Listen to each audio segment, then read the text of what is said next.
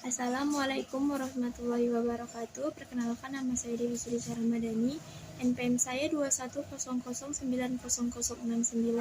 Di sini saya akan mempresentasikan hasil diskusi kelompok kami yang berjudul Psikoanalytical Model di mata kuliah Perilaku Konsumen, dosen pengampu Dr. Antonius Yanto Gebang, SEMM. Langsung saja, apa itu psikoanalisis? Psikoanalisis adalah salah satu cabang ilmu yang dikembangkan oleh Sigmund Freud dan para pengikutnya sebagai kajian fungsi dan perilaku psikologis manusia. Awalnya istilah psikoanalisis hanya digunakan dalam hubungan Freud saja.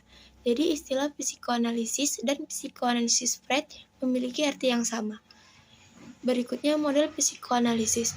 Modelnya didasarkan pada teori psikoanalisis. Teori psikoanalisis didasarkan pada karya psikologis terbuka. Model mencoba menjelaskan apa yang akan dipilih di pasar. Selanjutnya, perilaku konsumen model psikoanalisis. Yang pertama, unsur pikiran. Pikiran adalah gagasan dan proses mental berpikir memungkinkan seseorang untuk mempresentasikan dunia sebagai model dan memberikan perilaku terhadapnya secara efektif dengan tujuan, rencana, dan keinginan. Persepsi adalah pengalaman tentang objek, peristiwa, atau hubungan-hubungan yang diperoleh dengan menyimpulkan informasi dan menafsirkan pesan. Yang kedua, ada elemen prasadar. Memori adalah kemampuan untuk menyimpan, mempertahankan, mengingat informasi dan pengalaman masa lalu pada otak manusia. Pengetahuan yang tersimpan, ada dua jenis sifat pengetahuan yang tersimpan di dalam memori, yaitu verbal dan visual. Kedua sifat ini adalah bentuk pengetahuan yang sebenarnya tersimpan dalam diri kita. Otak kita dapat merekam dan menyimpan stimulus yang didapatkan. Keduanya bersifat verbal dan visual. Yang ketiga, ada elemen bawah sadar, meliputi motif kekerasan, keinginan yang tidak rasional, pengalaman yang memalukan, desakan yang tidak bermodal. Yang terakhir adalah kekuatan egois. Selanjutnya ada teori psikoanalisis. Pikiran manusia terdiri dari 3 unsur. Yang pertama ada unsur sadar. Unsur sadar adalah pikiran yang digunakan manusia di berbagai kegiatan dalam kehidupan sehari-hari. Misalnya untuk memutuskan sesuatu dan bersikap logis. Yang kedua ada unsur prasadar. Unsur prasadar disebut juga ingatan sikap atau available memory, yaitu tingkat kesadaran yang menjadi jembatan antara sadar dan tidak sadar. Yang ketiga ada unsur tidak sadar.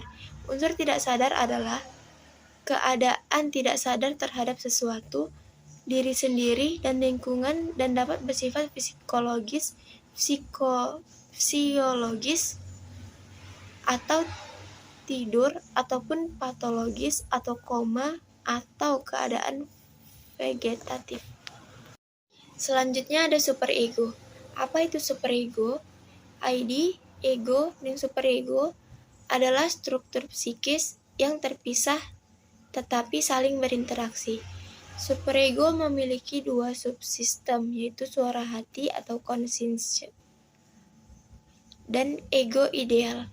Suara hati adalah hasil dari pengalaman dengan hukuman yang diberikan orang tua atas tingkah laku yang tidak tepat dan mengatakan kepada anak apa yang tidak boleh dilakukannya.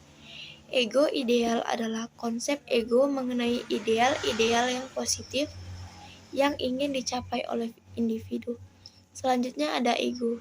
Apa itu ego?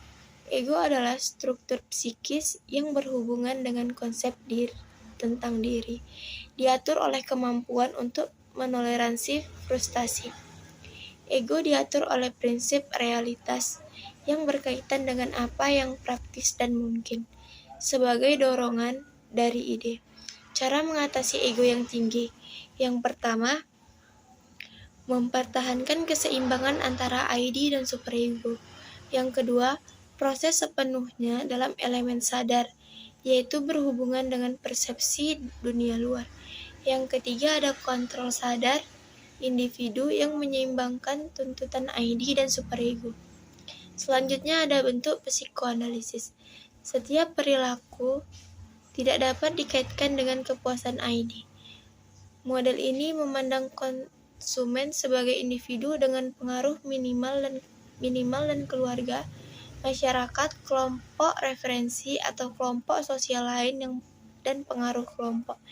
Nilai-nilai individu dapat berubah selama periode waktu tertentu, memulai perubahan persepsi, sistem, motivasi, pembelajaran, dan lain-lain yang diabaikan oleh model ini. Kesimpulannya, model psikoanalisis ID adalah yang dimiliki oleh seseorang sejak lahir. ID superego terbentuk dalam nilai-nilai yang diberikan kepada seseorang. Ini bertindak sebagai pada ID individu. Ego membentuk keseimbangan antara ID dan superego. Individu menunjukkan perilaku sebagai kepuasan dari ID mereka. ID tetap menjadi inti dari setiap kebutuhan. Sekian dan terima kasih. Assalamualaikum warahmatullahi wabarakatuh.